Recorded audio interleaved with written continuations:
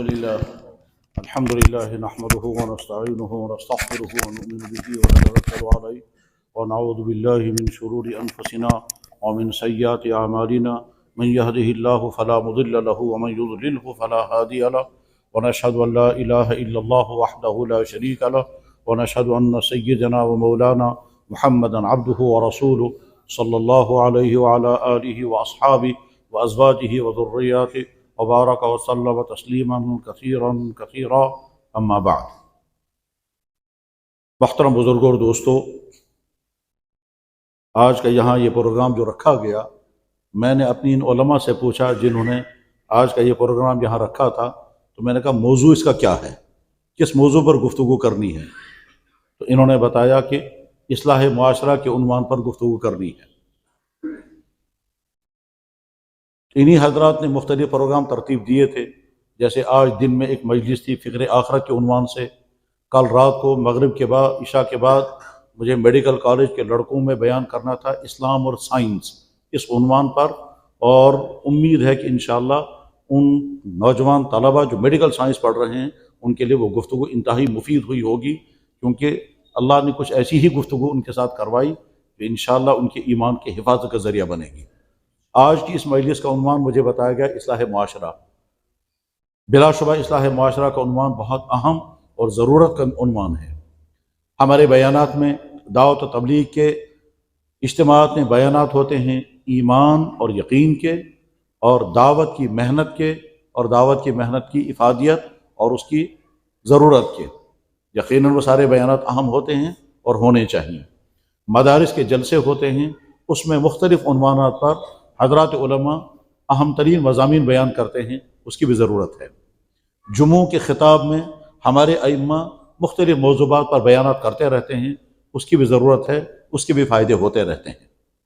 اس وقت انہوں نے اصلاح معاشرہ کو عنوان رکھا ہے، انشاءاللہ اسی پر گفتگو ہوگی، اور اللہ کرے کہ معاشرے کے سلسلے میں کچھ ان پہلوؤں پر روشنی ڈالنے کا موقع ملے جن کی بہت زیادہ ضرورت ہے، اور امید ہے کہ آپ محسوس کریں گے کہ کچھ ایسے موضوعات بھی ہیں جن موضوعات پر ہمارے دینی حلقوں میں بھی کمزوریاں پائی جاتی ہیں۔ جو دین سے جڑے ہوئے بھائی ہیں، جو دین پر عمل کرنے والے ہیں، جو دین کی محنتیں کرنے والے ہیں، حتیٰ کہ علماء بھی، حتیٰ کہ دعوت و تبلیغ کے ذمہ داران بھی اس جگہ کوتاہیوں کا شکار ہوتے ہیں، کیونکہ اس طرح کے موضوعات پر گفتگو یا تو ہوتی ہی نہیں ہے، اگر ہوتی ہے تو بہت کم ہوتی ہے۔ بہرحال اصلاح معاشرہ کے عنوان سے اس وقت گفتگو کرنی ہے۔ اللہ کرے جو گفتگو سب سے پہلے بولنے والے کے لیے نفع کے ذریعہ بنے، اور اس کے بعد پھر سننے والے بھائیوں کے لیے بھی۔ میں جب سوچتا رہا کہ اصلاح معاشرہ کے عنوان پر مجھے کیا کیا کہنا چاہیے، تو اتفاق، بلکہ حسن اتفاق ہے کہ مجھے ایک عجیب مضمون ذہن میں آ گیا، اور مجھے نہیں یاد ہے کہ میں نے کبھی یہ مضمون کہیں بیان کیا ہوگا یا نہیں، اور اگر کیا ہوگا تو بہت جزوی طور پر کہیں بیان کیا ہوگا، ورنہ آج وہ مضمون میرے ذہن میں آ گیا تو میں اس کو بنیاد بنا کر کے پھر انشاءاللہ گفتگو شروع کرتا ہوں۔ حضرات، قرآن کریم میں جو صورتیں ہیں، ان صورتوں کے نام بھی رکھے گئے ہیں، اور انہی ناموں کے ذریعے سے ان صورتوں کا تعارف ہوتا ہے۔ مثلا پہلے صورت کا نام ہے سورہ فاتحہ، دوسری صورت کا نام ہے سورہ بقرہ، بقرہ کے معنی گائے، تیسری صورت کا نام ہے سورہ آل عمران، آل عمران ایک شخص کا نام تھا، ایک صورت کا نام ہے سورہ مائدہ، مائدہ دسترخوان کو کہتے ہیں، ایک صورت کا نام ہے سورہ انعام، انعام جانوروں کو کہتے ہیں۔ جیسے یہ صورتوں کے مختلف نام ہیں، اسی طرح سے دو صورتوں کے عجیب نام رکھے گئے ہیں۔ ایک صورت کا نام ہے سورہ نحل، اور ایک کا نام ہے سورہ نمل۔ نحل اور نمل، نحل کے معنی شہد کی مکھی، اور نمل کے معنی ہے چونٹی۔ اب سوال یہ ہے کہ قرآن کریم اللہ کی کتاب ہے، اس کتاب میں ان دونوں صورتوں میں بڑے اہم ترین مضامین بیان ہوئے ہیں، اور بہت اونچے درجے کے مضامین بیان ہوئے ہیں، لیکن نام ان چھوٹے چھوٹے جانوروں کے نام پر کیوں رکھا گیا؟ سورہ نحل میں ایسی عجیب عجیب چیزیں بیان ہوئی ہیں، اللہ اکبر، ایمان افروز، اور نہ جانے کیسے کیسے حقائق ہیں اگر ان کی تفسیر بیان کی جائے، لیکن نام رکھا گیا سورہ نحل۔ نحل میں شہد کی مکھی۔ سورہ نمل میں حضرت سلیمان علیہ السلام کا حیرت انگیز واقعہ بیان کیا گیا، جس میں حیرت انگیز معجزات کا بیان ہوا ہے، جس میں وہ معجزہ بھی بیان ہوا ہے کہ کہ لمحوں کے اندر ہزاروں میل سے ایک تخت پہنچا ہے حضرت سلیمان علیہ السلام کے پاس میں، یمن سے تخت پہنچا چند لمحے کے اندر ملک شام میں، اور وہ کوئی اللہ کا بندہ تھا جس نے اپنی کسی روحانی طاقت سے، اپنی کسی خاص قدرت سے وہ تخت لمحوں کے اندر، کتنے لمحے کہ جتنی دیر میں انسان کی آنکھ جھپکتی ہے اتنی دیر میں تخت یہاں پہنچا دیا تھا، اور قرآن میں وہ بیان ہوا ہے۔ تو اس صورت میں تو اس طرح کا نام رکھنا چاہیے تھا، لیکن نام رکھا گیا سورہ نمل، اور اس کا نام رکھا گیا سورہ نحل۔ کیوں ایسا ہوا؟ حقیقت تو اللہ کے علم ہے کہ ان دونوں صورتوں کا نام ہی چھوٹے چھوٹے بہت ہی معمولی جانور بھی نہیں ہے، وہ تو کیڑے مکوڑے ہیں، عوام انہیں کہتے ہیں، جن کے اندر ہڈیاں نہیں ہیں، جن کے اندر خون نہیں ہے، جن کا نرو سسٹم نہیں ہے۔ چیونٹی بہت ہی چھوٹی سی مخلوق ہے، شہد کی مکھی بہت چھوٹی سی مخلوق ہے، اس کے اندر خون نہیں ہوتا، اس کے اندر ہڈیاں نہیں ہوتی، اس کے اندر سانس لینے کا سسٹم نہیں معلوم ہے کیسا سسٹم ہے اور کس طرح سے وہ زندگی گزارتے ہیں۔ غرض ہے کہ بہت چھوٹی مخلوق ہے، اس چھوٹی مخلوق کے نام پر ان صورتوں کے نام کیوں رکھا گیا؟ حقیقت اللہ کے علم ہے، اور تفصیلات جو ہیں وہ مفسرین بیان کریں گے، لیکن اس وقت میں ایک خاص نقطہ عرض کر دیتا ہوں۔ شاید اللہ تعالیٰ شانہ، شاید مفسرین قرآن کے ہاں ایک نقطہ یہ بھی رہا ہوگا جس کی وجہ سے یہ کہا جائے گا کہ سورہ نحل کا نام سورہ نحل، شہد کی مکھی، سورہ نمل کا نام سورہ نمل، یعنی چونٹی کا نام رکھا گیا۔ کیوں؟ اللہ تعالیٰ شانہ نے سورہ نحل کے اندر نحل کا تذکرہ کیا، شہد کی مکھی کا۔ اللہ فرماتے ہیں وَأَوْحَىٰ رَبُّكَ إِلَى النَّحْلِ، تیرے رب نے شہد کی مکھی پر وحی کی، تیرے رب نے شہد کی مکھی پر وحی کی، حالانکہ وحی نبیوں پر آتی ہے، مگر یہاں اللہ تعالیٰ فرما شہد کی مکھی پر وحی ہوئی ہے۔ پھر کیا وحی کے نتیجے میں ہوا کہ وہ ایک خاص قسم کا گھر بناتی ہے اور پھر شہد تیار کرتی ہے۔ بس اتنا ہی اللہ تعالیٰ بیان فرماتے ہیں۔ اب تھوڑی سی تفصیلات سنیں، اور لیکن تھوڑی سی ہی، کیونکہ آگے کا مضمون بیان کرنا ہے۔ شہد کی مکھی اللہ کی قدرتوں کی عجیب نشانی ہے۔ شہد کی مکھی کے پاس جیومیٹری بھی ہے، شہد کی مکھی کے پاس موسم کو پہچاننے کا سلسلہ بھی ہے، شہد کی مکھی کے پاس ایک گڈ گورننگ ہے، شہد کی مکھی کے پاس بہترین مینجمنٹ ہے، شہد کی مکھی کے پاس ایک بہترین آرگنائزیشن ہے، شہد کی مکھی کے پاس چیکنگ کا ایک پورا ڈٹ ریکارڈ موجود ہوتا ہے۔ شہد کی مکھی وہ کام کرتی ہے جو اگر انسانی معاشرے میں وہ سارے کام ہونے لگیں گے تو انسانی معاشرہ بہترین انسانی معاشرہ بن جائے گا، جو شہد کی مکھی کا معاشرہ ہے۔ ان کا ایک حکمران ہے، تمام اس حکمران کے تابع ہے، ان کا ایک امیر ہے، کوئی اس امیر کی خلاف ورزی کبھی نہیں کرے گا۔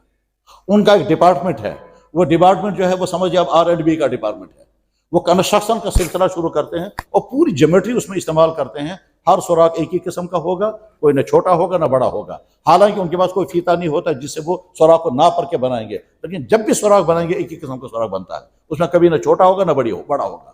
اس سوراخ کے اندر اس چھتے کو بنانے کے لیے میٹیریل کون سا استعمال کرنا ہے، ایسی حیرت انگیز تکنیک ان کے پاس ہے، ایسی عجیب و غریب سائنس ان کے پاس ہے جس کو وہ استعمال کرتے ہیں اپنا وہ چھتا بنانے کے لیے، کہ بہترین سے بہترین سائنٹسٹ بھی اس کو نہیں کر پاتے ہیں کہ یہ ہوا کیسے ہے، اور وہ کیسے سمجھتے ہیں کہ ہم کون سے مٹیریل سے یہ اپنا یہ چھتا بنائیں گے، اور چھتا بالکل ترتیب کے ساتھ بناتے ہیں، ہر سوراخ ایک ہی قسم کا ہوگا۔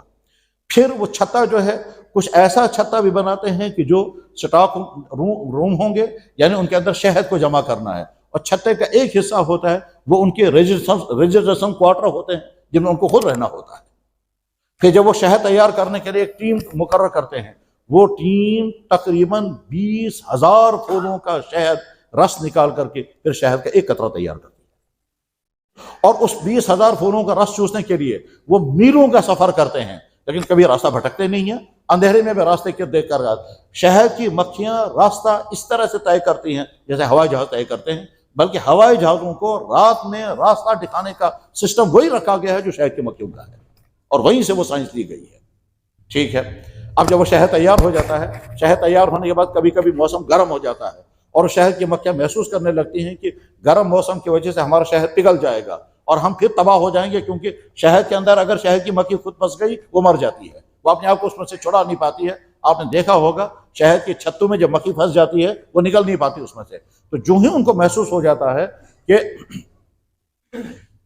شہد پگھل جائے گا کیونکہ موسم گرم ہو چکا ہے اور اندر جو ہے وہ ہیٹ بڑھ گئی ہے، ٹیمپریچر بڑھ گیا ہے، تو شہد کی مکھی ان کا فرولر، ان کا سربراہ، ان کا امیر آرڈر نکالتا ہے کیا آرڈر نکالتا ہے؟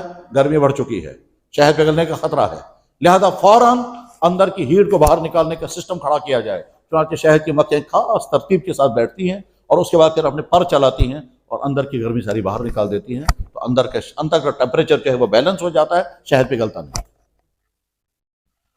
اس میں کچھ شہد کی مکھیاں غلطیاں بھی کر جاتی ہیں، مثلا وہ کسی آدمی کو ڈنک مار کر کے آ گئی، تو جو ہی وہ ڈنک مار کر کے واپس آتی ہے تو یہاں کے چیک کرنے والوں کو چیک کرتے ہیں، یہ ڈنک مار کر کے آیا، اس کو فوراً سزا دی جاتی ہے اور مرڈر کرنے کے بعد باہر پھینک دیتے ہیں، تم نے یہ غلطی کیوں کی ہے، کسی انسان کو ڈنک مار کے کیوں آئی؟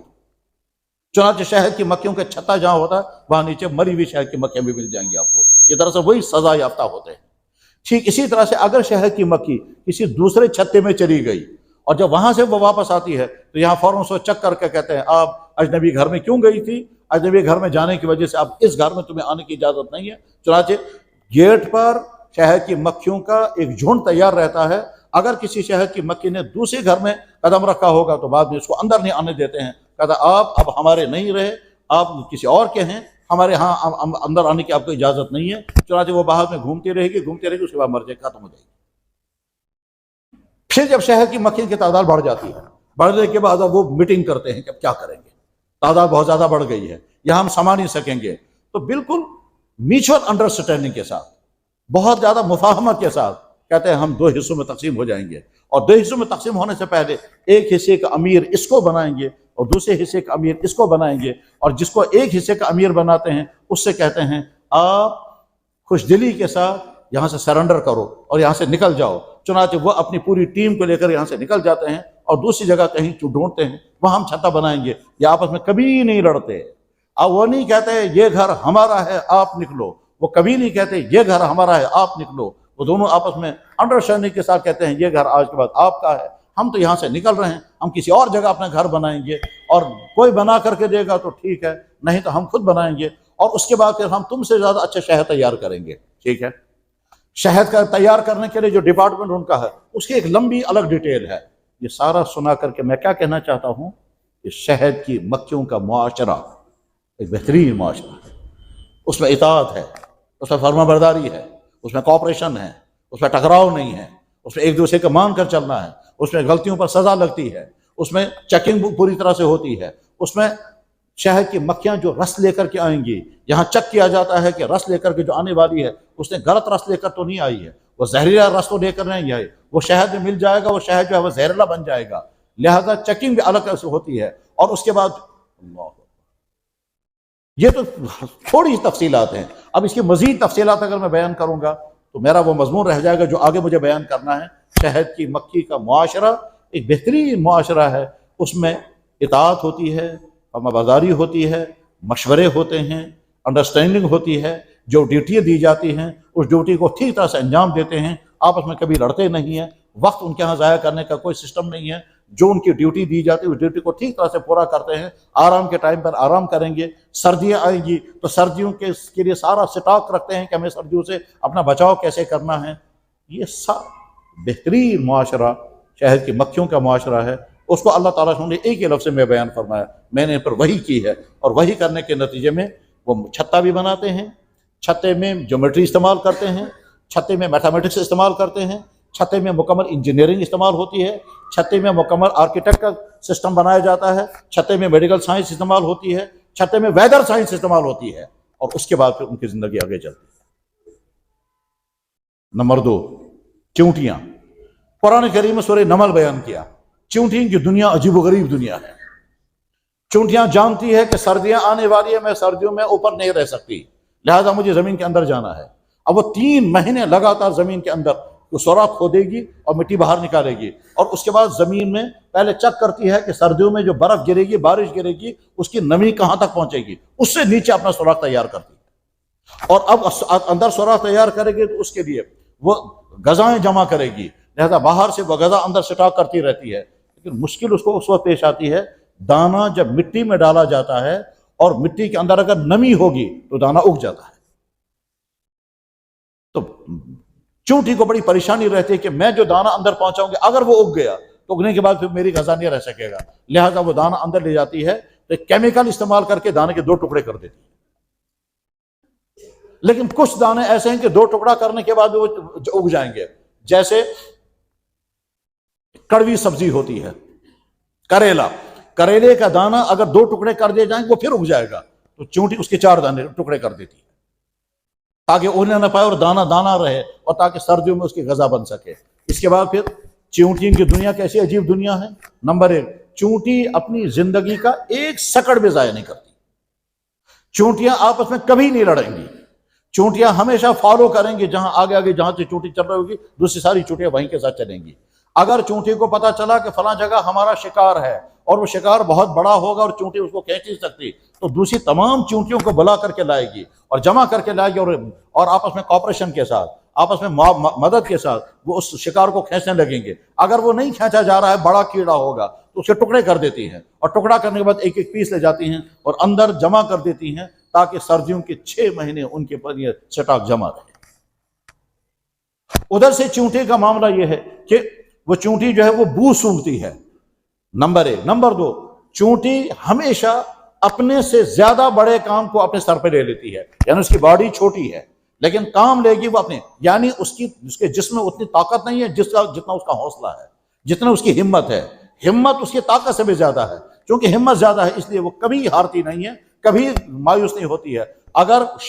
اگر دانہ اسے مل گیا تھا اور کسی وجہ سے وہ دانہ اس کے ہاتھ سے چھوٹ گیا، وہ تب تک چکر کاٹتی رہے گی چاہے ہفتہ لگ جائے، جب تک اس دانے کو ڈھونڈے گی نہیں، اور ڈھونڈنے کے بعد اس دانے کو اٹھا لے گی اور اس کے بعد پھر وہاں پہنچائے گی جہاں اسے پہنچانا ہوگا۔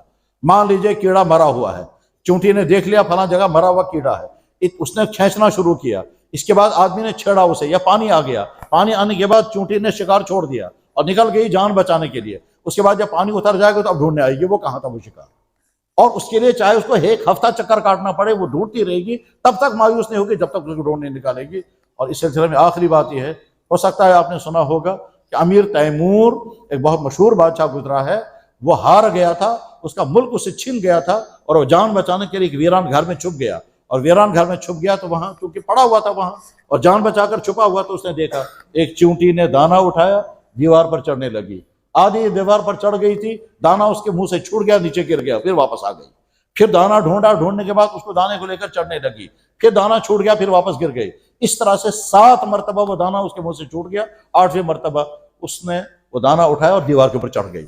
امیر تیمور نے اسی وقت سبق لے لیا، اس چونٹی کی وجہ سے مجھے جو سبق ملا ہے، اس سبق کا نتیجہ یہ ہے اگر میں 7 مرتبہ بھی ہاروں گا، 8ویں مرتبہ ضرور جیتوں گا۔ چنانچہ بعد میں اپنا ملک اس نے واپس لے لیا تھا۔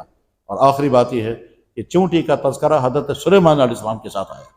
حضرت سلیمان علیہ السلام کی فوج سفر کر رہی ہے، آگے چونٹیوں کی بستی تھی، تو چونٹی نے کہا تمام بستی والوں سے، پیچھے سے سلیمان علیہ السلام کی فوج آ رہی ہے، خبردار اپنے آپ کو بچاؤ، سارے کے سارے اپنے بلوں میں گھس جاؤ، ورنہ سلیمان علیہ السلام کے لشکر کے ٹاپوں سے تم روندی جاؤ گی اور ماری جاؤ گے۔ تو گیا اس نے دوسری چونٹیوں کی فکر کی، اس کے نتیجے میں اللہ نے چونٹی کا تذکرہ قرآن کریم میں کیا۔ تو چونٹی کا لائف سٹائل اور چونٹیوں کا معاشرہ اور چونٹیوں کا آپس میں کوآپریشن اور چونٹیوں کا ایک دوسرے کے ساتھ معاملہ کرنا اور آپس میں نہ لڑنا، یہ ان کا معاشرہ ہے۔ یہ ہم کو سبق دیتا ہے کہ انسانوں کا معاشرہ بھی ایسا ہی ہونا چاہیے۔ بس ان 2 بنیادوں کو سامنے رکھ کر اب اگلی گفتگو سنیں۔ حضرات، دنیا میں انسان اکیلا زندگی نہیں گزار سکتا، چاہے اس کے بعد سب کچھ ہو، دولت بہت ہوگی، اکیلا پھر بھی زندگی نہیں گزار سکتا، اس کے دوسرے انسانوں سے مدد لینی پڑے گی۔ مکان بنانا ہوگا، مستریوں سے مدد لینی پڑے گی۔ کھانا تیار کرنا ہوگا، دوسروں سے چیزیں خریدنی پڑیں گی۔ بیمار ہو جائے گا، ڈاکٹر کے پاس جانا پڑے گا۔ شادی کی ضرورت پڑے گی، شادی کرنی ہوگی اور رشتہ قائم ہو جائے گا۔ رشتہ قائم ہو جائے گا تو اولاد بنے گی، خود باپ بن جائے گا۔ تو گویا انسان وہ سوشل اینیمل ہے، وہ جانور ہے کہ جو جانور ہونے کے ساتھ ساتھ اکیلا زندگی نہیں گزار سکتا۔ گائے اکیلا زندگی گزار سکے گی، چڑیا اکیلا زندگی گزار سکے گی، کیڑے مکوڑے اکیلے زندگی، لیکن انسان اکیلا زندگی نہیں گزار سکتا۔ انسانوں کو انسانوں کے ساتھ رہنا ہے۔ اب یہ جو انسانوں کے ساتھ مل کر کے رہتے ہیں، اس کو کہتے ہیں معاشرہ۔ یہ معاشرہ کبھی بہت اچھا ہوتا ہے اور کبھی بہت خراب ہوتا ہے۔ اچھا معاشرہ کسے کہتے ہیں؟ جواب، اچھا معاشرہ اسے کہتے ہیں جیسے مدینہ کا معاشرہ تھا۔ اس مدینہ کے معاشرے میں کیا تھا کہ ساری خوبیاں جمع ہیں۔ کیا خوبیاں جمع ہیں؟ آپس میں کوئی ٹکراؤ نہیں، دولت مند اپنی دولت عیاشی پر نہیں، غریبوں کی مدد پر خرچ کرتے ہیں۔ غریب دولت مندوں کی دولت پر دولت پر حسد نہیں کرتے ہیں بلکہ شکر پڑھتے ہیں یہ دولت مند ہیں اور ہماری مدد کریں گے۔ کوئی عورت بے پردہ نہیں ہے، کوئی نوجوان لڑکا اور لڑکے گمراہی غلط کاموں میں مبتلا نہیں ہے، بازاروں میں کوئی دھوکہ نہیں ہے، مارکیٹ میں کہیں ملاوٹ کی کوئی چیز نہیں بکتی ہے۔ دکاندار، جو بھی دکاندار ہے وہ یہ سمجھتا ہے کہ کسٹمر میرے لیے امانت ہے، میں نقصان برداشت کر لوں گا مگر کسٹمر کو دھوکہ نہیں دوں گا۔ گھروں کے اندر آپس میں کوئی ٹکراؤ نہیں ہے، تال میل اتنا زیادہ ہے کہ نہ اولاد کے ذریعے سے، نہ ماں باپ کے ذریعے سے اولادیں ستائی جاتی ہیں، نہ اولادوں کے ذریعے سے ماں باپ ستائے جاتے ہیں۔ بھائیوں اور بھائیوں کے تعلقات ایسے ہیں کہ کوئی دوسرے بھائی کا کوئی مال کھانے کو تیار نہیں ہے، بلکہ یہیں سے مال پیش کر دیتا ہے تاکہ وہاں کا کوئی حق میرے ذمہ نہ آئے۔ قرآن کریم کی آیت نازل ہوگی کہ اے ایمان والو، اگر تمہارے گھروں میں یتیم ہیں تو خبردار یتیموں کا مال مت کھانا۔ تو جن صحابہ کے گھروں میں یتیم بچے تھے وہ کہنے کہ بھائی یتیم بچوں کو الگ رکھیں گے ہم، ایسا نہ ہو کہ یتیم بچہ ہمارے ساتھ رہ رہا ہو اور اس کی جو پراپرٹی ہے وہ بھولے سے ہمارے پیٹ میں چلی جائے گی، ہم اس کو الگ رکھیں گے، اپنے ساتھ بٹھا کر نہیں رکھیں گے۔ صحابہ پریشان ہو گئے، اس پر آیت نازل ہو گئی کہ یتیم بچوں کو تم اپنے ساتھ رکھو، اور اپنے ساتھ رکھنے کے نتیجے میں اگر ان کی کوئی چیز تمہارے منہ میں چلی گئی، گھبرانے کی بات نہیں ہے، وہ تو تمہارے بھائی ہیں، وَإِن تُخَالِطُوهُمْ فَإِخْوَانُكُمْ فِي الدِّينِ۔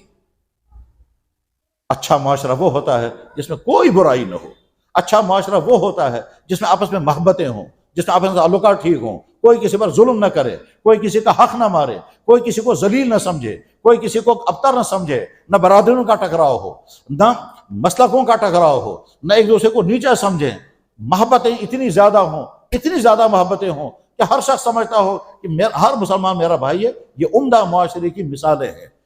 عمدہ معاشرہ اس معاشرے کو کہتے ہیں جس معاشرے میں نہ چوری ہو، نہ شراب ہو، نہ ڈرگس ہو، نہ دھوکہ ہو، نہ غلط تعلقات ہوں، نہ بدکاریاں ہوں، نہ آوارگیاں ہوں، نہ فضول خرچیاں ہوں، نہ فیشن پرستیاں ہوں، اس کو کہتے ہیں عمدہ معاشرہ۔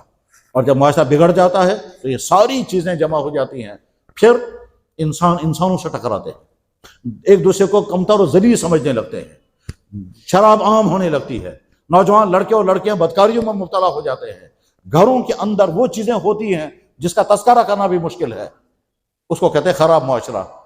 اچھا معاشرہ اور خراب معاشرہ یہ دونوں، یہ رحمت ہے اور یہ مصیبت ہے۔ اب ہم اپنے معاشرے کو جب چیک کریں گے، ہم دیکھیں گے ہمارے معاشرے میں کیا کیا ہے، کیا کیا ہونا چاہیے۔ تو بس میں چند باتوں کا تذکرہ کروں گا کیونکہ بہت زیادہ ڈیٹیل کا وقت نہیں ہے، نہ اتنی فرصت ہے، میں مختصر چند باتوں کا تذکرہ کروں گا جس کی ہمارے معاشرے کو شدید ترین ضرورت ہے۔ نمبر 1، مسلمانوں کا معاشرہ محبتوں کا معاشرہ ہوتا ہے، وہاں کوئی کسی سے نفرت نہیں کرتا، خاندان کی بنیاد پر یہ فلانی برادری کا ہے، یہ کمتر ہے، یہ فلانی برادری کا ہے، یہ برتر ہے، یہ فلانے طبقے کا ہے، یہ اعلیٰ درجے کا ہے، وہ فلانے طبقے کا ہے، یہ کم درجے کا ہے۔ انما المؤمنون اخوۃ، تمام مسلمان بھائی بھائی ہوتے ہیں، کوئی کسی کو کمتر نہیں سمجھتا، حتیٰ کہ دیندار انسان بھی ان بھائیوں کو اپنے برابر سمجھتے ہیں جو دین سے دور ہیں۔ دین سے دوری کی بنا پر کوئی کسی سے نفرت نہیں کرتا۔ البتہ بے دین انسانوں کی شفقت تو دل میں ہوتی ہے، یہ دین سے دور کیوں ہے، لیکن نفرت نہیں ہوتی۔ ہمارے معاشروں میں جو خاندانی ٹکراؤ ہیں، جو برادریوں کے ٹکراؤ آپس میں ہیں، جو مسلکی ٹکراؤ آپس میں ہیں، یہ مسلمان معاشرے کا مزاج نہیں ہے۔ ایسا ہو سکتا ہے کہ کسی مسئلے میں میری رائے کچھ اور ہے، اس عالم کی رائے کچھ اور ہے، میں سمجھوں گا اس کی رائے اپنی جگہ ہے، میں اس کی رائے میری اپنی جگہ ہے، لیکن مجھے اس کا توہین کرنے کا حق نہیں اور اس کو میری تصدیق کرنے کا حق نہیں ہے۔ اور اگر ہم اختلاف رائے کو بنیاد بنا کر کے گالی گلوچ کریں گے وہ اسلامی معاشرہ نہیں ہے۔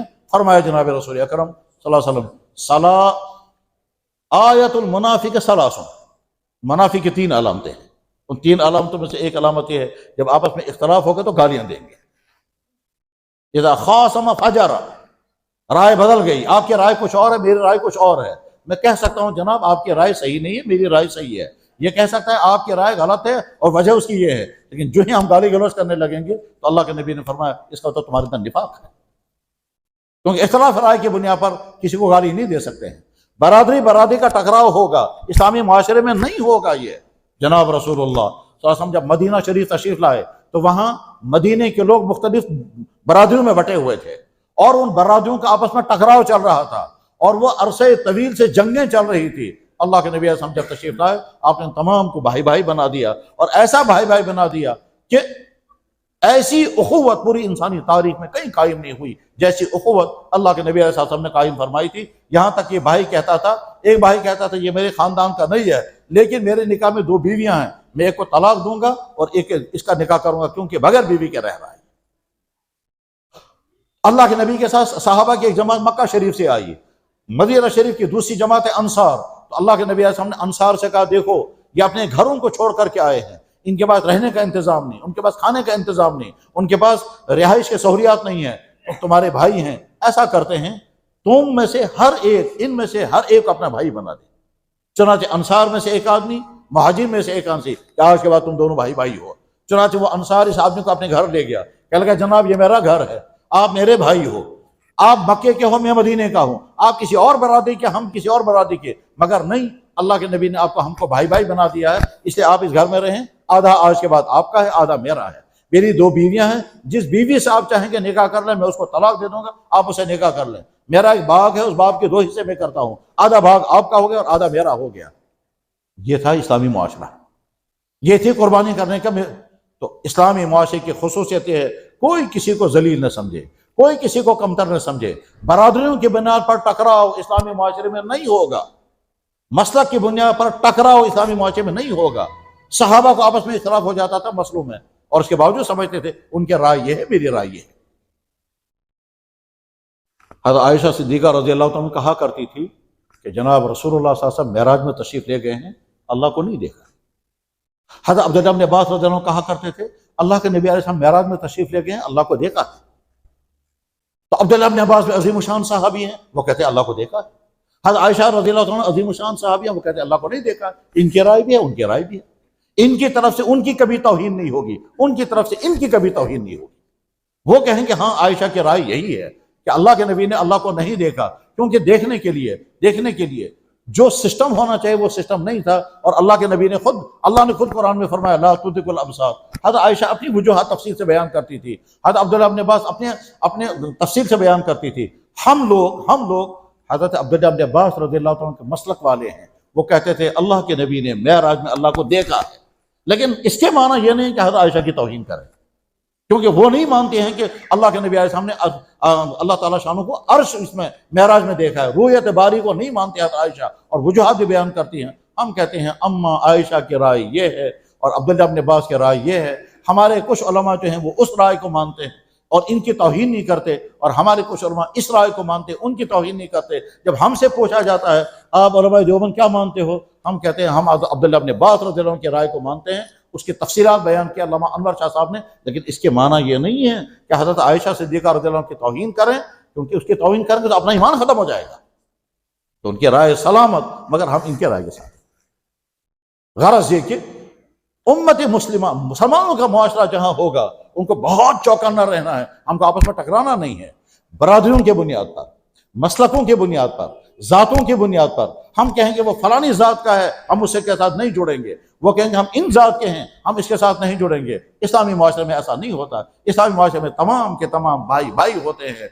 اللہ کے نبی علیہ السلام نے فرمایا، آج ہی میں نے درس دیا جب وہاں حدیث کا سبق ہو رہا تھا، جب درس ترمذی آخری حدیث ہو رہی تھی، اس میں اللہ کے نبی علیہ السلام کے یہی مبارک ارشاد سنایا گیا. اللہ کے نبی علیہ السلام نے فرمایا کہ رک جائیں لوگ برادریوں کی بنیاد پر، آبا و اجداد کی بنیاد پر فخر کرنے سے. تم فخر کرتے ہو ہم فلانی برادری کے ہیں، تم فخر کرتے ہو میں فلانے باپ کا ہوں. کسی کا کوئی فخر نہیں ہے، تمام کے تمام آدم کے اولاد ہیں اور آدم مٹی سے پیدا ہوئے. اب تم سے افضل وہ ہے جو تقوی میں سب سے اونچا ہوگا، تم سے افضل وہ ہے جو نیک زیادہ ہوگا، چاہے وہ کسی بھی برادری کا ہو. تو برادریوں کے اختلاف نہیں ہونے چاہیے. اور ہم موجودہ دور میں جہاں جہاں جن جن حالات میں رہ رہے ہیں ان حالات کو مسلمانوں کو سمجھنا چاہیے کہ ہم کہاں ہیں، کس طرح کی صورتحال میں ہیں. ہم اگر آپس میں دور رہے، اب اگر آپس میں ٹکراتے رہے اور ایک دوسرے کو ذلیل سمجھتے رہے تو اس کے نتیجے میں کبھی ہو سکتا ہے شدید نقصان اٹھانا پڑے گا اور اس وقت پچھتائیں گے سب. اسلامی معاشرے کے لیے اصول نمبر 1.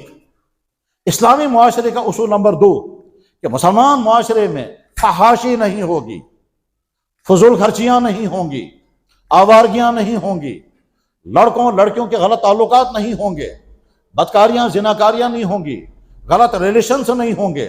اسلامی معاشرے کا اصول یہ ہے ان اللہ یامر بالعدل والاحسان وایتاء ذی القربی وَيَنْهَى عَنِ الْفَحْشَاءِ وَالْمُنْكَرِ، اللہ تعالیٰ شان کو سختی سے روکتے ہیں، خبردار فحش کاموں سے دور رہنا۔ اب ہم اس وقت اپنے معاشرے کو جب دیکھتے ہیں، الامان الحفیظ صورتحال یہ ہے، غیروں کا معاملہ تو وہ غیر سمجھیں، وہ اپنی نسلوں کو اپنی فکر خود ہی کریں۔ ہاں ہم انسانیت کی بنیاد پر یہ چاہیں گے کہ غلطیاں کسی بھی معاشرے میں نہیں ہونی چاہیے، لیکن ہم اس وقت گفتگو کر رہے ہیں مسلم معاشرے کے، مسلمان معاشرے میں وہ ساری چیزیں نہیں ہونی چاہیے جن کو اللہ اور اللہ کے نبی نے حرام کر دیا اور جس کے معاشرتی اثرات پورے معاشرے کو برباد کر دیتے ہیں۔ مثلا جب زناکاری ہوگی تو حرام بچے پیدا ہوں گے، اور اگر حرام بچوں کو روکا گیا تو ابارشن کرنے ہوں گے، اور ابارشن کرنے ہوں گے تو ناریوں میں بچے انسانوں کے ملیں گے، اور اگر وہ بچے پیدا ہو گئے ان کا کوئی باپ نہیں ہوگا، اور جب بچے پیدا ہوں گے وہ عورت لٹک جائے گی، اس کے بعد اس عورت کو کوئی لینے والا نہیں ہوگا، اور اس مرد کو کہا جائے گا کہ یہ مرد بدکار ہے لہذا ہمیں بیٹیاں اس کو نہیں دیں گے۔ جب زناکاری پھیلتی ہے تو اس کے نتیجے میں وہ بیماریاں بھی آئیں گے جن بیماریوں کا ایسے پہلے کبھی نام بھی نہیں سنا ہوگا، وہ اللہ کے نبی نے ارشاد فرمایا۔ جب زناکاری پھیل جائے گی تو اس کے بعد پھر نکاح مشکل ہو جائیں گے، اور نکاح عام جب نہیں ہوں گے تو نتیجہ کیا ہوگا؟ گھروں میں حرام بچے پیدا ہوں گے، ان عورتوں کو بعد میں کوئی لینے والا نہیں ہوگا، ان حرام بچوں کو کہیں سے وراثت نہیں ملے گی، ان کی کوئی تربیت کرنے والا نہیں ہوگا، تو نتیجہ اسلامی سارا معاشرہ برباد ہو جائے گا۔ وجہ ہوگی کہ مسلمان معاشرے میں زناکاری پھیلنے لگی۔ اسی وجہ سے اللہ اور اللہ کے نبی نے فرمایا مسلمان جلد نکاح کریں، اور ہمارے معاشرے میں ہمارے بچوں پر یہ ظلم ہے، ان کو لٹکا کر کے رکھتے ہیں اور عرصے تک لٹکا کر کے رکھتے ہیں۔ کچھ برادریوں میں تو جلدیاں شادیاں ہوتی ہیں، بہت مبارک، لیکن اتنی جلدی بھی شادیاں نہیں ہونی چاہیے کہ بچی ابھی بہت چھوٹی عمر کی ہے اور جلدی سے اس پر ازدواجی زندگی کا بوجھ آ گیا تو بیماریوں کا شکار ہو جائے گی۔ یعنی کم سے کم وہ میچور ہو جانی چاہیے، وہ اس قابل ہو جانی چاہیے کہ اس کے جسم کے اندر اتنی قوت آ گئی، جسمانی طور پر وہ اتنی بالغ ہو گئی کہ آگے وہ ازدواجی زندگی گزار سکے۔ نہ لیٹ کرنا بہتر ہے اور نہ جلدی شادیاں کرنا بہتر ہے، ایک بیلنسڈ ماحول ہونا چاہیے، تو جتنی جلدی ہو اتنی جلدی شادیاں کرنی چاہیے۔ اور جب لیٹ شادیاں ہوتی ہیں تو نوجوان لڑکے برائیوں کا شکار ہوتے ہیں، اور اس کا تجربہ یا اس کا اندازہ آپ کو تب ہوگا جب آپ کالجوں میں پہنچیں گے، جب یونیورسٹیوں میں پہنچیں گے، جب آپ کوچنگ سینٹروں میں جا کر کے دیکھیں گے، اور اس کے ساتھ یہ تمہارے دریا کے کناروں پر جا کر کے دیکھو کیا کیا حالات ہیں، وہ کن کے بچے ہیں، وہ آپ کے لڑکے اور لڑکیاں ہیں، وہ آپ کے محلوں میں جا کر کے دیکھیں کس طرح سے وہ گندی چیزیں وہاں ملتی ہیں، جو گندی چیزوں کا تذکرہ کرنا بھی یہاں مشکل ہے۔ تو اپنے معاشرے کو پاک رکھنے کے لیے آپ کو اپنی نسلوں کی فکر کرنی ہوگی، اپنے بچوں کی کڑی نگرانی کرنی ہوگی، تو آپ کے بچے بچ جائیں گے۔ کس قدر بے غیرت ہے وہ باپ جس کی بیٹی ہفتوں تک باہر پھرتی ہے اور اسے پتہ ہی نہیں کہ میری بیٹی کہاں ہے۔ کس قدر بے غیرت ہے وہ باپ جو اپنی بیٹیوں کو اجنبیوں کے ساتھ ٹور کرنے کے لیے بھیجتے ہیں، اور نہ جانے کن کن شہروں میں گھوم کر کے آتے ہیں، انہیں کے ساتھ وہ ہوٹلوں میں راتیں گزارتے ہیں، انہیں کے ساتھ وہ کیفیٹریوں میں گھومتے رہتے ہیں، اور اس کے بعد جب واپس آتی ہیں کسی کے پاس کوئی گارنٹی نہیں ہے کہ وہ اپنی عصمت بچا کر کے واپس آئی ہے، یہ عصمت لٹا کر کے واپس آئی۔ مسلم معاشرے میں نوجوان لڑکوں اور لڑکیوں کی آوارگی کا کوئی تصور ہی نہیں ہے۔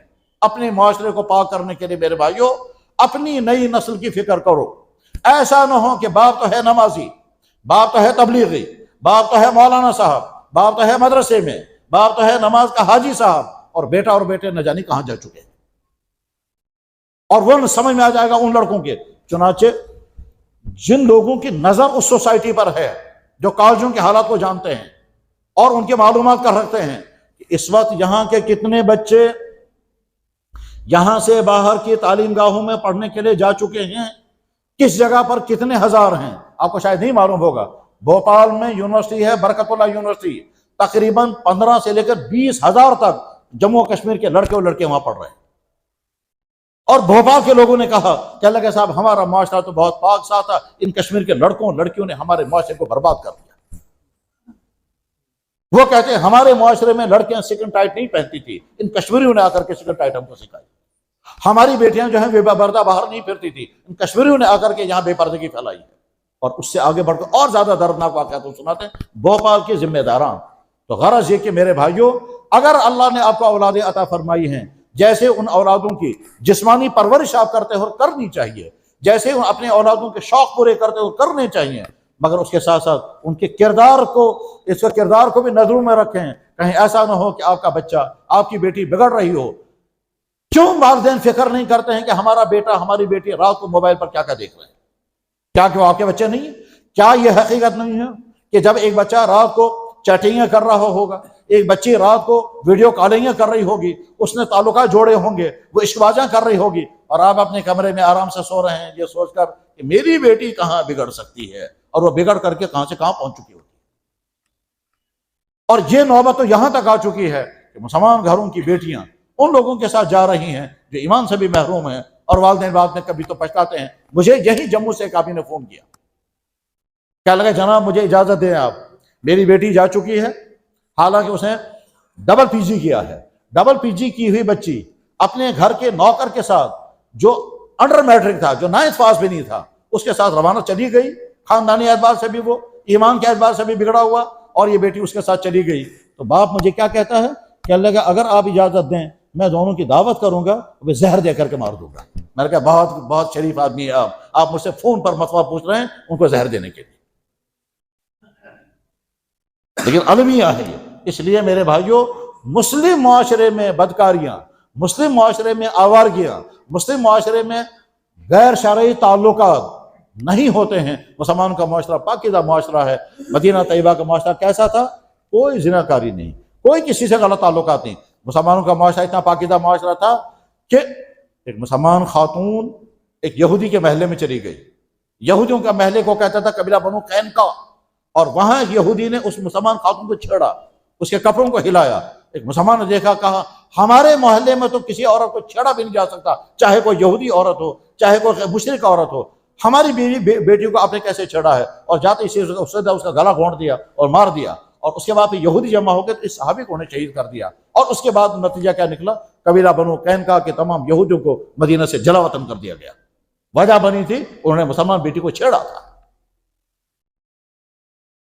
بس یہ چپٹر ختم ہو رہا ہے کہ مسلمان معاشرے میں نوجوان لڑکے اور لڑکیاں تمام غلط چیزوں سے پرہیز کرتے ہیں، اور اس کے لیے ضروری ہے کہ والدین ان کی نگرانی کریں، ان کے جلد رشتے کریں، موبائل ان کے ہاتھوں میں نہ دیں، اور اگر دے رہے ہیں تو بار بار چیک کریں، اور وہ خود اپنے آپ کو دیکھتے رہیں کہ ہم کسی غلط راستے کی طرف تو نہیں جا رہے ہیں۔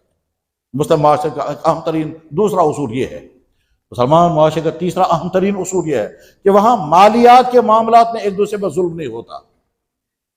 اس کے معنی کیا ہے؟ یہ تو بہت لمبا موضوع ہے کہ جناب والا یہاں کے 99% گھروں میں مالیات کے نتیجے میں ایک دوسرے پر ظلم ہوتا ہے۔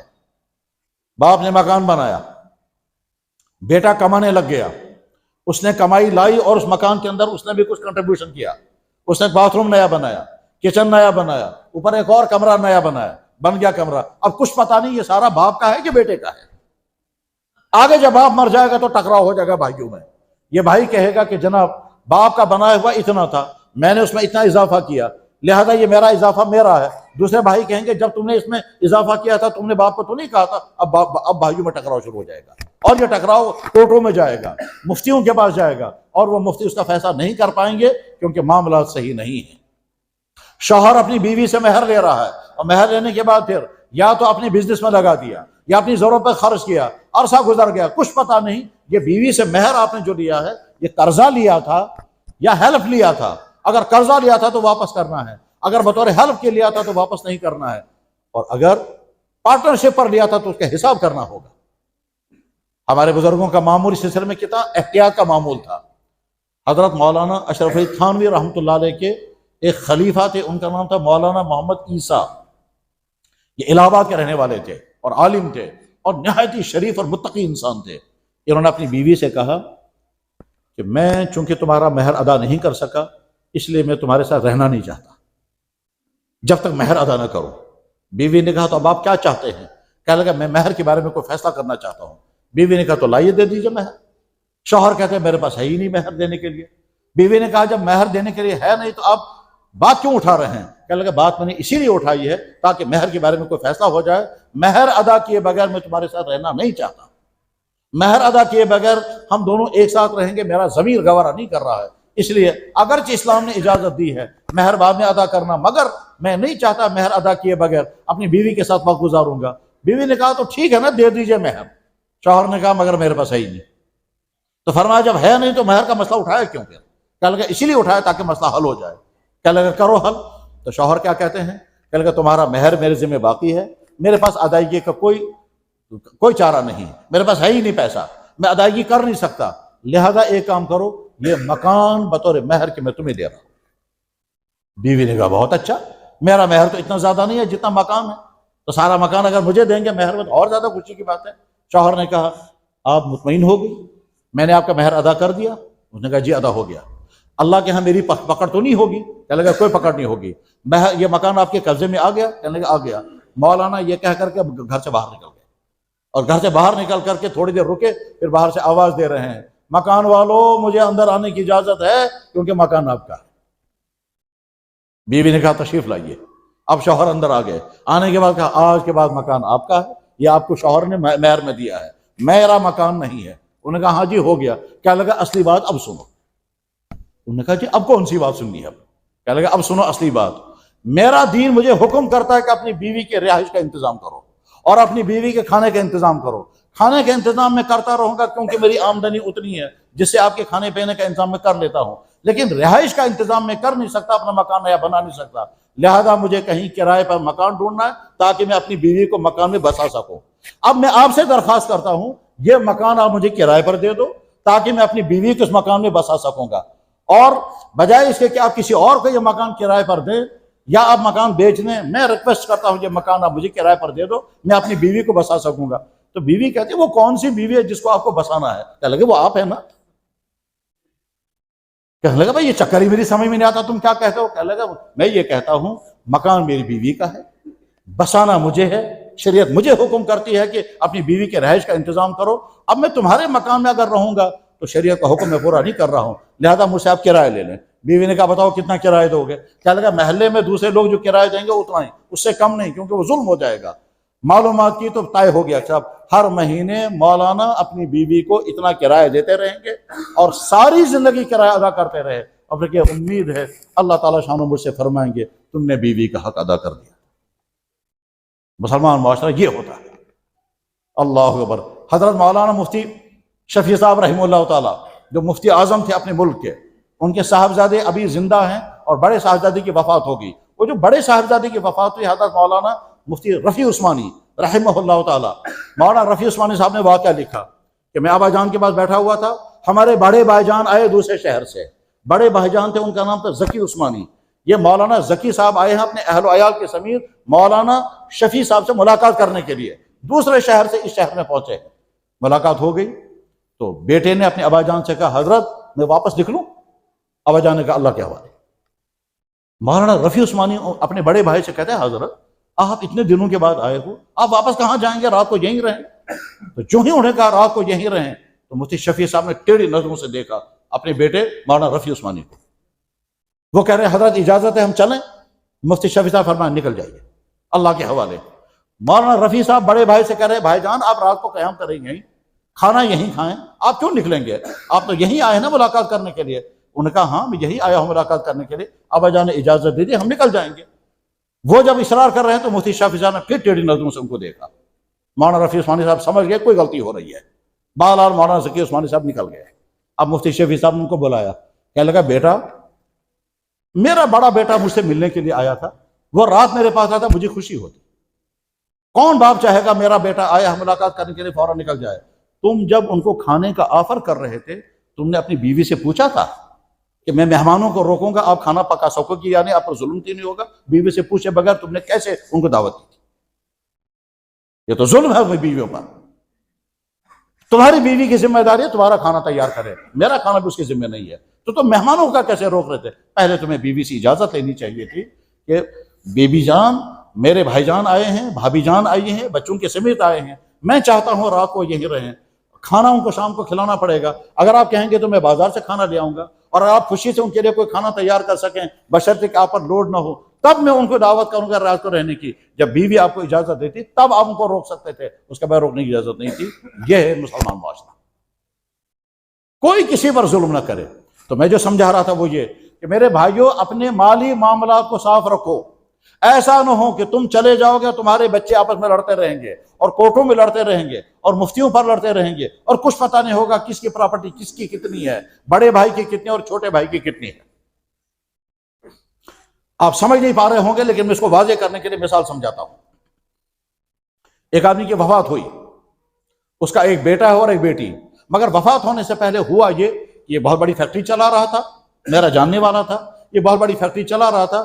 اپنے بیٹے کو اس نے کہا کہ تم نے جو پائلٹ بننے کی ٹریننگ کی ہے وہ ٹریننگ چھوڑ دو اور فیکٹری میں آ جاؤ۔ چنانچہ وہ بیٹا باپ کے ساتھ فیکٹری میں شامل ہو گیا۔ اب جب بیٹا جو ہے وہ باپ کے ساتھ فیکٹری میں شامل ہو گیا، 25 سال تک یہ بیٹا اپنے باپ کے ساتھ فیکٹری میں، سلف فیکٹری تھی، اور شال بنتے تھے، اس میں وول کے شال بنتے تھے، پشمینے کے شال بنتے تھے، شاید اس زمانے میں شاہتوش کے شال بھی بنتے تھے، اور شاہتوش کا شال آج تقریباً 10 لاکھ روپے کا ہوتا ہے، آج وہ بنتا نہیں ہے، بہرحال وہ شال بن رہے ہیں۔ یہ بیٹا جو ہے وہ اپنے باپ کے ساتھ کام کرتا رہا، باپ کی وفات ہو گئی۔ باپ کی وفات ہونے کے بعد بیٹا کہتا ہے میں نے 25 سال اپنے باپ کے ساتھ کام کیا ہے، اس 25 سال کا مجھے پہلے معاوضہ ملنا چاہیے، اس کے بعد پراپرٹی تقسیم ہوگی، میری ماں کو بھی حصہ ملے گا، میری بہن کو بھی حصہ ملے گا۔ بہن کہتی ہے تم باپ کے ساتھ ہیلپر تھے، ساری پراپرٹی تقسیم ہوگی، 2 حصے تم کو ملیں گے، 1 حصہ مجھے ملے گا، کیونکہ قرآن یہ کہتا ہے کہ اگر ایک بیٹا اور ایک بیٹی ہوں گی، ایک بھائی اور بہن ہوگی، تو 2 حصے بھائی کو دے دو، 1 حصہ بہن کو دے دو۔ بھائی یہ کہتا ہے پہلے 25 سال کا میرا معاوضہ الگ کر دو، اس کے بعد پھر باقی کا تقسیم کریں گے جیسے قرآن تقسیم کرتا ہے۔ ٹکراؤ شروع ہو گیا، ہائی کورٹ میں سال تک لڑتے رہے، اور ہائی کورٹ فیصلہ کر نہیں سکا، کر بھی نہیں سکتا۔ پھر مفتیوں کے پاس پہنچے، کوئی مفتی اس کا فیصلہ نہیں کر سکتا۔ جج نے مجھ سے مشورہ کیا کریں گے اس مسئلے میں؟ میں نے کہا کوئی حل نہیں نکلے گا اس کا۔ جج اتفاق سے میرا جاننے والا تھا، تو میں نے کہا اس کا حل نہیں نکل سکے گا، کیونکہ ڈاؤٹ خرابی کہاں پر ہے؟ جس وقت بیٹے نے باپ کے ساتھ جوائن کیا تھا، اس وقت بیٹے نے کلیئر نہیں کیا تھا کہ میں ہیلپر ہوں کہ پارٹنر ہوں کہ ملازم ہوں، کچھ نہیں، آنکھ بند کر کے باپ کے ساتھ شامل ہو گیا ہے۔ اب ان 25 سالوں میں اگر ہم اس کو ملازم مانیں گے تو تنخواہ دیں گے، اگر ہیلپر مانیں گے تو کچھ نہیں دیں گے، اور اگر پارٹنر مانیں گے تو پارٹنرشپ کی ڈیڈ چاہیے، اور وہ جو شبد نہیں موجود ہے۔ اکثر گھروں کے بھی یہی ہوتا ہے۔ جناب والا میرے پاس تبلیغ کے بڑے ذمہ دار آئے، اور ذمہ دار آنے کے بعد کہتے ہیں جناب ہم کو بھائیوں کے ساتھ ٹکراؤ ہو گیا۔ کیوں ٹکراؤ ہو گیا؟ اس لیے ٹکراؤ ہو گیا کہ پراپرٹی کی صاف نہیں ہے، ہمیں نہیں معلوم ہے کہ ہمارے باپ کی کتنی ہے، اور ہم نے جو پیسہ کمایا اور پراپرٹی میں لگا دیا ہمارا کتنا اور باپ کا کتنا۔ وہ بھائی کہتا ہے میری اتنی ہے، یہ بھائی کہتا ہے اتنا ہے۔ میں نے کہا آپ لوگ تو تب اکرام مسلم بولتے رہے، اب کرو نا اکرام مسلم۔ کہنے لگے اکرام مسلم تو بعد میں کریں گے، پہلے پتہ تو چلنا چاہیے نا اس کا کتنا حصہ اور میرا کتنا حصہ۔ میں نے کہا پریشانی کہاں سے آئی؟ کہا پریشانی یہاں سے ہے کہ ایک طرف سے میں ہوں، میرا بیٹا ہے، میرا بیٹا بھی اس پراپرٹی میں شامل ہے، اس نے بھی محنت کی ہے، اب میرے بیٹے کو کتنا حصہ ملے گا، مجھے کتنا حصہ ملے گا، اور میرے بھائی کو کتنا حصہ ملے گا، اور بہنوں کو کتنا حصہ ملے گا، ہم کو کچھ سمجھ میں نہیں آتا ہے۔ اب اگر ہم ہوش حصہ کریں گے ہو سکتا ہے حل تلخی ہو جائے۔ جناب والا یہ صورتحال ایسی ہے جس میں کوئی مفتی بھی فیصلہ نہیں کر پاتا ہے، اور الجھن رہتی ہے۔ پھر جب اس طرح کے معاملات آتے ہیں تو برادری کے ذمہ داران فیصلہ کرنے کے لیے بیٹھے ہیں۔ اچھی طرح سے سمجھیں، برادری کے ذمہ داران کا برادریوں کے ٹکراؤ ختم کرنے کے لیے فیصلے کرنا بہت اچھا قدم ہے۔ اس کے نتیجے میں برادریاں آپس میں لڑنے سے بچ جاتی ہیں، کورٹوں کے جھگڑوں سے بچ جاتے ہیں، تھانوں میں پہنچنے سے بچ جاتے ہیں جب برادری والے فیصلے کرتے ہیں۔ مگر برادری والوں کو بھی سمجھ کر کے رکھنا ہے، اگر غیر شرعی فیصلے کیے اور اس کا مال لے کر اس کو دیا، اس کا مال لے کر اس کو دیا، اس نے کمایا اس نے کھویا، اس کو مل گیا اس سے لیا گیا، اور اگر غلط فیصلہ ہوا ہے تو برادری والا پھنسے گا قیامت کے دن۔ اس نے اس کی دنیا بنائی، اپنی آخرت خطرے میں ڈال دی فیصلہ کرنے میں۔ اس لیے فیصلہ کرنے سے فرمایا جناب رسول اکرم صلی اللہ علیہ وسلم نے، جس انسان کو جو انسان فیصلہ کرنے کے لیے بیٹھ گیا، بس وہ سمجھو کند چھری سے ذبح ہو گیا۔ اس میں کبھی طرفداری انسان کرتا ہے، کبھی پاسداری کرتا ہے، کبھی کسی کے ساتھ شفقت کا معاملہ کرتا ہے، اور کبھی معلومات نہیں ہوتی ہیں۔ اور ہم نے دیکھا بعض دفعہ بڑے ذہین قسم کے لوگ، پڑھے لکھے ریٹائر افسر فیصلہ کرنے کے بیٹھتے ہیں تو غلط فیصلے کرتے ہیں، قانوناً بھی غلط فیصلے ہوتے ہیں، شرعاً بھی غلط فیصلے ہوتے ہیں۔ تو برادریوں کے لوگ اپنی برادریوں کو جمع کر کے رکھیں، فیصلے ضرور کریں، مگر شریعت کے ضابطوں کو بھی سامنے رکھ کر فیصلہ کریں۔ اور اگر کہیں شریعت کا ضابطہ پورا نہیں ہو پا رہا ہے، ایسا بھی ہوتا ہے، کبھی ہمارے سامنے بھی کیس آتے ہیں، ہم سمجھتے ہیں کہ شرعی ضابطہ پورا نہیں ہو سکے گا یہاں، تو ہم کیا کرتے ہیں؟ ہم اس وقت ان کے آپس میں فیصلے کراتے ہیں، اس طرح تک اپنے کندھوں پر نہیں لیں گے۔ اور اس کے لیے بنیاد ہے جناب رسول اکرم صلی اللہ علیہ وسلم کی ذات اقدس۔ اللہ کے نبی علیہ السلام اپنے حجرے مبارک میں آرام فرماتے، مسجد میں جھگڑا ہو گیا، آواز کمرے تک پہنچی، اللہ کے نبی علیہ السلام کھڑے ہو گئے، پردہ ہٹایا تو دیکھا مسجد میں 2 صحابی ہیں۔ ایک صحابی کا نام ہے کعب بن مالک، وہی کعب بن مالک جس کے آپ تعلیم میں پڑھتے ہوں گے، جو فضائل اعمال میں کعب بن مالک کا واقعہ، تبوک کا واقعہ، وہی کعب بن مالک ہے۔ کعب بن مالک نے دوسرے صحابی کو پکڑ رکھا ہے، اس دوسرے صحابی کا نام تھا ابو سعید۔ یہ ابو سعید خدری نہیں ہے، ایک اور ابو سعید ہے۔ کعب بن مالک اس سے کہتے ہیں کہ دیکھو تمہارے پاس میرا پیسہ ہے، تم دیتے کیوں نہیں؟ اس نے کہا میرے پاس ہے نہیں پیسہ دینے کے لیے۔ کعب بن مالک نے کہا تم پیسہ بھی نہیں دیتے اور چپ کر رہتے ہو اور تم ہاتھ بھی نہیں آتے کہیں، میں تب تک نہیں چھوڑوں گا جب تک میرا پیسہ نہیں دو گے۔ اللہ کے نبی نے وہاں دیکھ لیا، فرمایا کعب کیا بات ہے؟ کہنے لگے یا رسول اللہ اس پہ میرا ذمہ قرضہ ہے، یہ میرا دیتا نہیں ہے۔ اللہ کے نبی نے اس سے پوچھا کیا صحیح کہہ رہے ہیں یہ کعب بن مالک؟ کیا واقعی اس کا قرضہ تمہارے ذمہ ہے؟ اس نے کہا ہاں یا رسول اللہ قرضہ ہے۔ فرمایا تم قرضہ ادا کر سکتے ہو؟ اس نے کہا حضرت میں نہیں کر سکتا۔ اللہ کے نبی نے فرمایا کعب کیا تم ایسا کر سکتے ہو کہ آدھا قرضہ معاف کر دو؟ انہوں نے کہا یا رسول اللہ آپ نے فرمایا میں نے معاف کر دیا۔ اللہ کے نبی ہم اسے فرمایا دیکھو اس نے آدھا قرضہ معاف کر دیا، باقی آدھا قرضہ ابھی ادا کر دو چاہے تمہیں گھر بیچنا پڑے۔ تو انہی سے فیصلہ کرایا اور یہ بخاری میں ہے۔ اس کی بنیاد پر ہمارے دسیوں مسائل حل ہوتے ہیں جو اللہ کے نبی علیہ السلام نے یہ طریقہ۔ تو میرے بھائیوں، برادری کے وہ ذمہ داران جو فیصلہ کرنے کے لیے بیٹھتے ہیں، ایک طرف سے ان کو مبارکباد ہو کیونکہ اپنا وقت خرچ کرتے ہیں، ٹینشن بول لیتے ہیں، بکواس کرنے پڑتے ہیں، لمبی کہانیاں سننی پڑتی ہیں، لیکن ساتھ ساتھ اور جھگڑے ختم ہوتے ہیں اور مسلمان جو ہیں وہ کورٹوں میں جانے میں بچ جاتے ہیں، تھانوں کے چکر کاٹنے سے بچ جاتے ہیں، غیر شرعی فیصلوں سے بچ جاتے ہیں۔ لیکن ساتھ میں یہ بھی دیکھنا ہوگا کہ کہیں آپ ایسا فیصلہ نہ کریں جو شریعت کے ضابطوں کے خلاف ہو۔ میاں بیوی میں جھگڑے ہوتے ہیں، شوہر بیویوں کو ستاتے ہیں، بیویاں شوہروں کی نافرمانیاں کرتی ہیں اور اس طرح سے فیملی لائف ڈسٹرب ہوتی ہے۔ مسلمان معاشرے میں شوہر اپنی بیویوں کے لیے وفادار ہوتا ہے، سرپرست ہوتا ہے، شفقتیں کرنے والا ہوتا ہے، اور بیویاں اپنے شوہروں کی وفادار ہوتی ہیں۔ بلکہ ہم کہتے ہیں مسلمان معاشرے کا مزاج یہ ہونا چاہیے کہ شوہر یہ سمجھے میری بیوی کے مجھ پر بہت احسانات ہیں، میں اس کا احسان مند ہوں، اس کی بڑی مہربانیاں مجھ پر ہے۔ ایک تو اولاد اس نے پیدا کر کے دی، گناہوں سے بچے ہوئے اسی بیوی کی وجہ سے، تمہارا گھر کھڑا ہے اسی بیوی کی وجہ سے، اور ساری سروس تمہاری ہو رہی اسی بیوی کی وجہ سے۔ اگر یہ بیوی مر جائے گی تم کو کپڑے دھونے والی بھی ڈھونڈنی پڑے گی، تم کو سروس کرنے والی ڈھونڈنی پڑے گی، بیمار ہو جاؤ گے تو نرس ڈھونڈنی پڑے گی، اور اولادوں کی تربیت کرنے والی اور کک ڈھونڈنا پڑے گا۔ وہ سارے کام تنہا یہ بیوی کرتی ہے۔ اسے اپنی بیویوں کا احسان مانو، اور بیویوں سے کہتے ہیں اپنے شوہروں کا اپنے لیے عزت سمجھو، اسی شوہر کی وجہ سے تیری شان ہے جب تک تیرا شوہر ہے، اور جب تیرا شوہر چلا جائے گا تیرا نام بدل جائے گا، تجھ کو کہیں گے ویڈو ہے، تجھو کہیں گے رانڈ ہے، تجھو کہیں گے مڑ زنان ہے، تیرا نام بھی بدل جائے گا، تیری حیثیت بدل جائے گی۔ تو شوہر اپنی بیویاں اپنے شوہروں کی وفادار رہیں اور شوہر اپنی بیویوں کے وفادار رہیں۔ مسلمان معاشرے میں گھروں کے اندر شوہروں کے ذریعے سے بیویاں نہیں ستائی جاتی اور بیویوں کے ذریعے سے شوہروں کی حق تلفیاں نہیں ہوتی ہیں۔ عورتوں کا مزاج ہے کیا کہ وہ شوہروں کا تبصرہ کرتی ہیں، خاص طور پر جب اپنی سہیلیوں کے ساتھ بیٹھیں گی، جب اپنی سہیلیوں کے ساتھ بیٹھیں گی تو عورتیں ایک دوسرے پر تبصرہ کریں گے، آپ کا شوہر کیسا ہے، آپ کے ساتھ اس کا رویہ کیسا ہے، وہ پوچھے گی تمہارا شوہر کیسا ہے، کپڑے وپڑے دیتا ہے یا نہیں، تمہارے شوق پورے کرتا ہے یا نہیں، کہیں گھمانے لے جاتا ہے یا نہیں، میکے جاتی ہو کچھ ساتھ دیتا ہے یا نہیں۔ یہ اور اس طرح کے طرح طرح کے تبصرے، اور اس لیے تبصرے ہم کہہ رہے ہیں ہم نے عورتوں کے گھر اندر کی باتیں نہیں سنی ہیں، میں اس بنیاد پر نہیں کہہ رہا ہوں، میں اس بنیاد پر کہہ رہا ہوں۔ حضرت عائشہ صدیقہ رضی اللہ تعالیٰ عنہا نے حضور نبی علیہ السلام کی خدمت میں عرض کیا یا رسول اللہ، ایک جگہ 11 عورتیں بیٹھی تھیں اور وہ 11 عورتیں اپنے شوہروں کے بارے میں تبصرے کر رہی تھی۔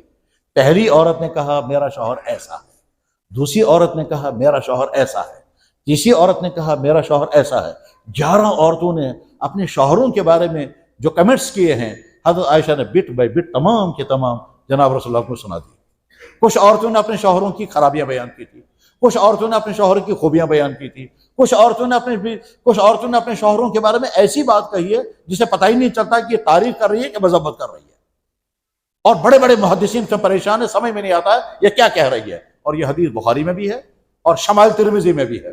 11 عورتوں کا واقعہ، جناب رسول اللہ صلی اللہ علیہ وسلم نے حضرت عائشہ سے سارا واقعہ سنا، فرمایا عائشہ جن شوہروں کا تذکرہ تم نے کیا میں بھی ایک شوہر ہوں، میں کون سی والی قسم ہوں؟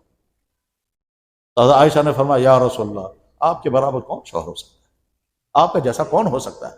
مسلمان معاشرے میں شوہروں کے ذریعے سے بیویاں نہیں ستائی جائیں گی، بیویاں فخر کرتی ہیں جیسا میرا شوہر ہے ایسا کسی کا نہیں۔ مسلمان معاشرے میں عورت اپنے شوہر کی نافرمان نہیں ہوتی ہے، مرد فخر کرتا ہے جیسی میری بیوی ایسی رحمت ہر ایک کو۔ یہی وجہ ہے کہ دنیا میں بے شمار علاقوں میں بے شمار علاقوں میں غیر مسلم عورتیں مسلمان عورتوں کے حالات سن کر فخر کرتی ہے، تمہارا دین کتنا اچھا ہے، تمہارے شوہر کتنا تمہارا کیئر کرتے ہیں، تمہارا شوہر اللہ اکبر۔ ایک ایئرپورٹ پر میاں بیوی بیٹھے ہوئے ہیں، بیوی شوہر سے کہتی ہے ایک سگریٹ ادھار دے دو، بیوی شوہر سے کہتی ہے ایک سگریٹ ادھار دے دو۔ دو میاں بیوی ادھر مسلمان بیٹھے ہوئے ہیں، شوہر نے بیوی سے کہا یہ بھی میاں بیوی ہیں، ٹھیک ہے۔ اس کے بعد پھر بیوی نے کہا مجھے معلوم ہے کہ تم ہر روز کبھی نہ کبھی مجھے کہتے ہو میرا سب کچھ تم پر فدا ہو جائے۔ شوہر نے کہا تم بھی تو روز کہتی ہو میری ساری شان آپ کے ذریعے سے ہے۔ کہا ہم میاں بیوی ہیں مسلمان اور یہ میاں بیوی کرسچن ہیں یا یہ میاں بیوی انگریز ہیں۔ بیوی شوہر سے کہتی ایک سگریٹ ادھار دے دو، یعنی وہاں شوہروں کی پراپرٹی الگ الگ ہے۔ شوہر برداشت نہیں کرے گا میرا پیسہ بیوی پر خرچ ہو، بیوی تیار نہیں ہوگی میرا پیسہ شوہر پر خرچ ہو۔ اور مسلمان معاشرے میں شوہر فخر سمجھتا ہے میرا سب کچھ میری بیوی پر لگ جائے تاکہ یہ صحت مند رہے تو میری زندگی آگے چلے گی۔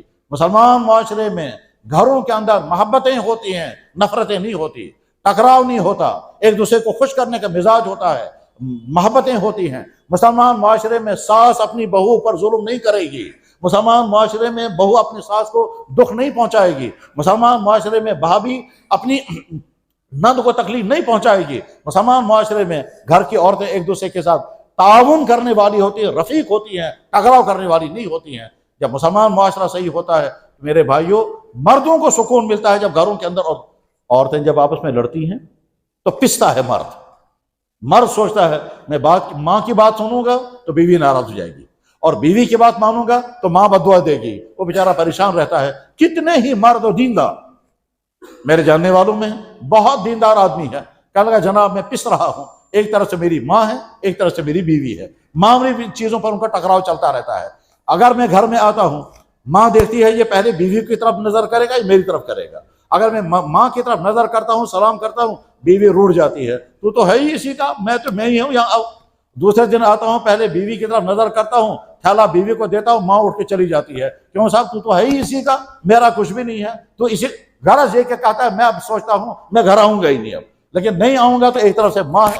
یہ میرے بھائیوں مثالیں ہیں، ہر گھر کی کہانی ایسی ہے۔ جس گھر میں عورتوں کا ٹکراؤ نہیں ہے وہ گھر رحمتوں والا گھر ہے، اور جس گھر میں عورتوں کا ٹکراؤ ہے اس میں مرد کو بیلنس سیکھنا ہے کہ ماں کے ذریعے سے بیوی پر ظلم نہ ہو اور بیوی کے ذریعے سے ماں پر ظلم نہ ہو۔ اپنی ماؤں کی ایسی خدمت جس سے بیویاں ستائی جائیں شریعت میں منظور نہیں ہے، اور اپنی بیویوں کو اتنا سر پر بٹھانا کہ ماؤں کی حق تلفیاں ہو جائے وہ بھی غلط ہے۔ ماں کو ماں کی جگہ پر رکھنا ہے، بیوی کو بیوی کی جگہ پر رکھنا ہے، بھائی کو بھائی کی جگہ پر رکھنا ہے۔ مسلمان معاشرے میں اولادیں اپنے ماں باپ کی فرما بردار ہوتی ہیں، مسلمان معاشرے میں اولاد نہیں انتظار کرتی ہے باپ کا مرے گا تو پراپرٹی مجھے ملے گی۔ جیسا کہ اس وقت بہت سارے ان گھروں میں جس میں دینداری نہیں ہے صورتحال یہی ہے، باپ مجھے آ کر کے کہتا ہے ہمارے بیٹے تو انتظار میں ہیں کب باپ مرے گا تو پراپرٹی ہمیں مل جائے گی، اور ہم بیمار ہو جاتے تو پوچھنے کو تیار نہیں ہے لیکن انتظار میں ہیں۔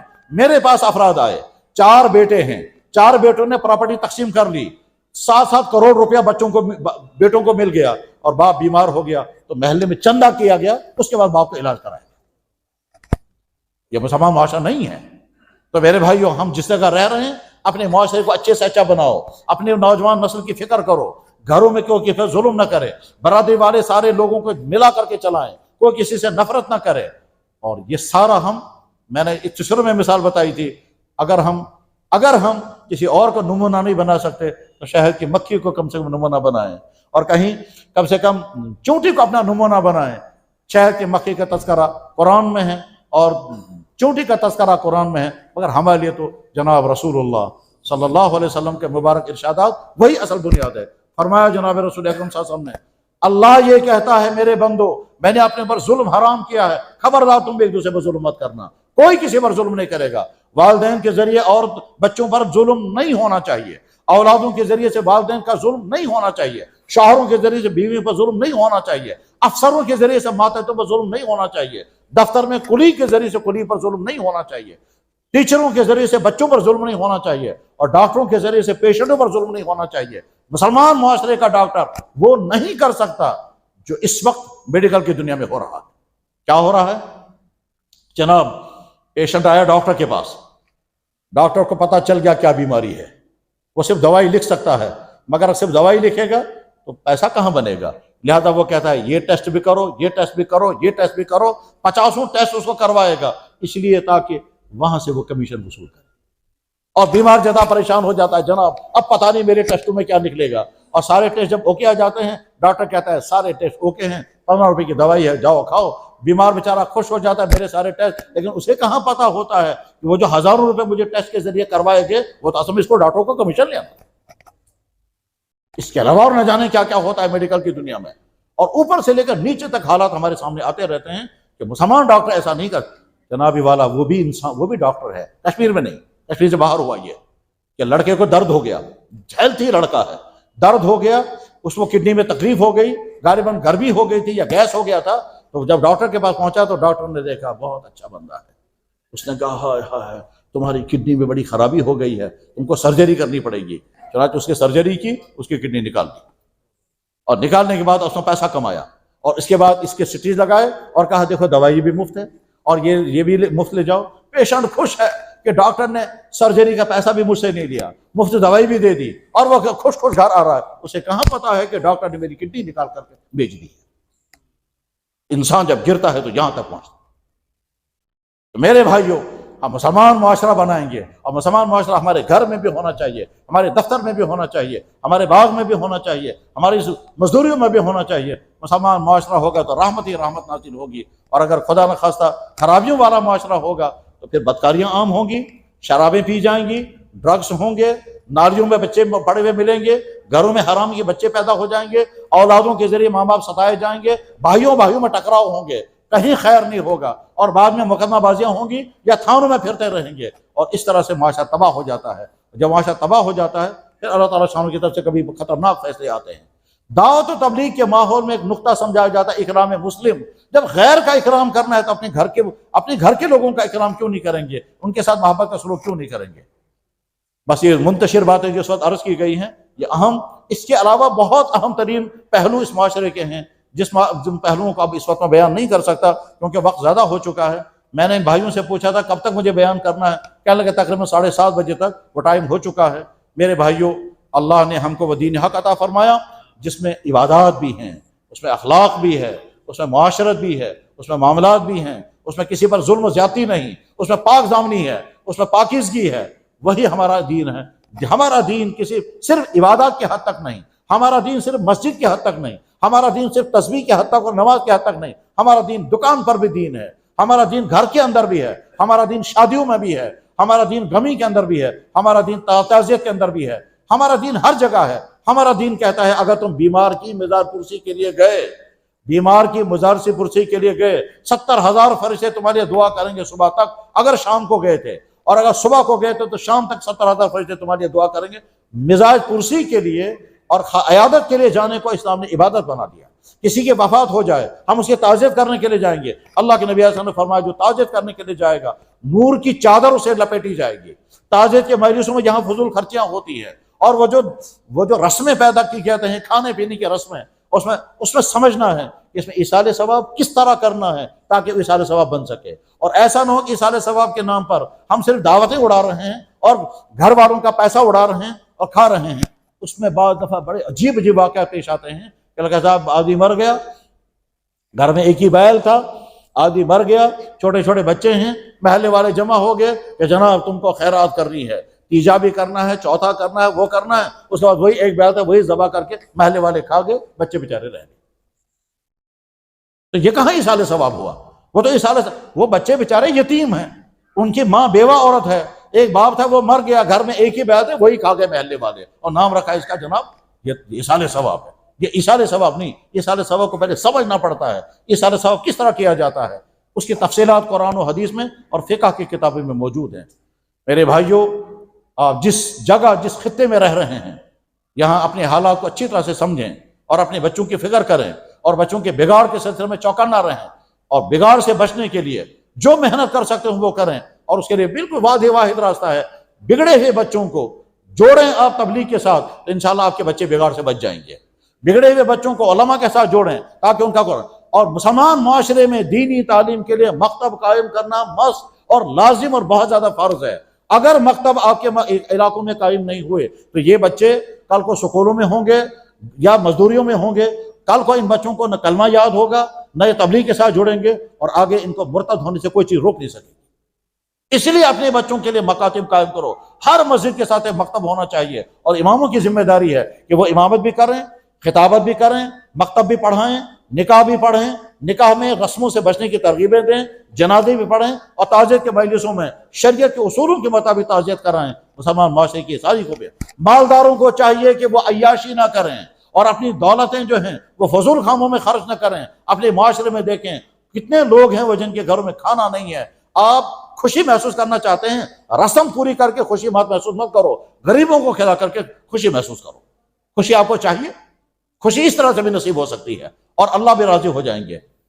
پھر انشاءاللہ اگر کبھی موقع ہوا تو اسلامی معاشرے کے خد و خال اور اس کے اصول و ضوابط اس عنوان پر پھر کبھی تفصیل سے گفتگو کروں گا۔ اللہ تعالیٰ شان ان منتشر باتوں کو اس کہنے والے کے لیے بھی مفید بنائے، اور آپ سننے والے بھائیوں کے لیے بھی مفید بنائے، اور اس میں اگر خدا نہ خواستہ کوئی بات افراط و تفریح سے ہٹ کر ہوئی ہو، یا کسی بات سے اگر کسی کو کوئی دل شکنی ہوئی ہو، اللہ معاف فرمائے۔ تلخ بیانی کرنی پڑتی ہے، اس لیے کہ معاشرے میں جب کمیاں ہوتی ہیں تو جناب والا ڈاکٹر کو تو سرجری کرنی ہوگی، اور اگر پس کہیں ہوگا تو پس نکالنا پڑتا ہے۔ اس لیے جو ہماری سوسائٹی میں کمیاں خرابیاں ہیں، ان کمیاں خرابیوں کو بولنا پڑتا ہے، کیونکہ ہم اپنے معاشرے کی فکر نہیں کریں گے، ہم اپنے بھائیوں کی فکر نہیں کریں گے تو کون کرے گا؟ اللہ کرے ہم کو دین کے ہر شعبے میں رفعتیں نصیب ہو جائیں، اور دین کے ہر شعبے پر عمل کرنا نصیب ہو جائے۔ وآخر دعوانا ان الحمد للہ رب العالمین برحمتک یا ارحم الراحمین۔